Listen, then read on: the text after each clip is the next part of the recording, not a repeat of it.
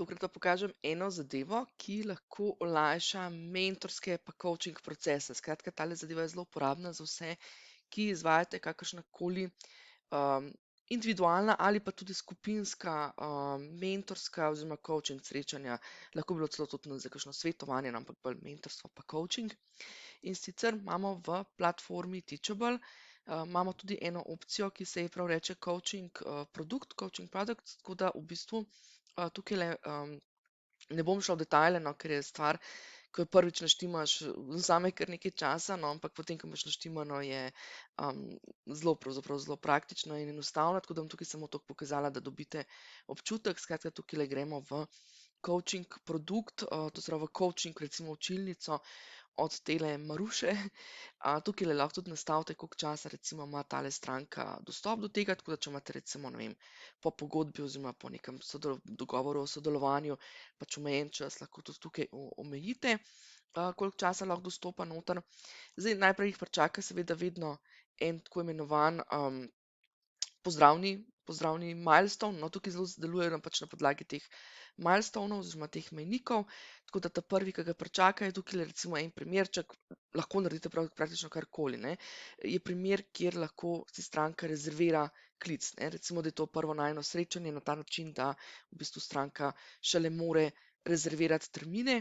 Tukaj seveda pač povežemo s svojim sistemom za upravljanje koledarja, no. Tako da to je treba pač posebej imeti, ne, kakšen Calendly ali karkoli. Jaz imam tulele You Can Book Me brezplačno verzijo. Zdaj, brezplačna verzija You Can Book Me ni glih najbolj optimalna, ampak okej, to je debata za kdaj drugič. Potem imate pa tukajle spodaj takole v bistvu okenca, pa bom mogoče tukajle skočila na enega tegale, recimo 12. april. Skratka, recimo po vsakem srečanju vi naredite lahko naredite tako imenovan milestone. Zdaj tukaj moram priznati, no, nekatere stvari niso prevedene, ne, recimo milestone so milestone, niso mejniki ali kakorkoli, tudi tam ste lahko videli schedule oziroma schedule in tako naprej, no. Ampak tisto, kar bi vam tukaj rada pokazala, je predvsem to, ne, da vi v bistvu lahko vsakič na novo skreirate nek tak mejnik za svojo stranko, lahko sicer tudi poberete potem že iz obstoječih, kjer v bistvu recimo, ne vem, napišete neke zadeve, kaj so bili povzetki srečanja ali pa kaj je do naslednjega srečanja za narediti. Pripnete lahko tudi kakšne dokumente, konkretno tukajle imam recimo video posnetek pripet, recimo lahko bi bilo to neko Zoom srečanje, posnetek Zoom srečanja. Zdaj v mojem primeru je to pač kar en posnetek, niti nima veze, bolj tole toliko, da prikažem zadevo.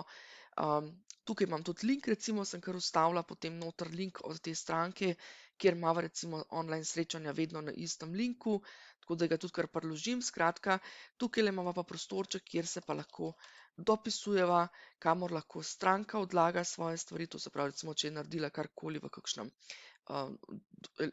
dokumentu, lahko tukaj naloži, ali pa jaz karkoli naložim. Skratka, vso komunikacijo, vse zadeve, ne, na isti način, kot zdaj jaz tipkam, lahko tudi pač stranka oziroma pač naš klient odgovori in odpiše.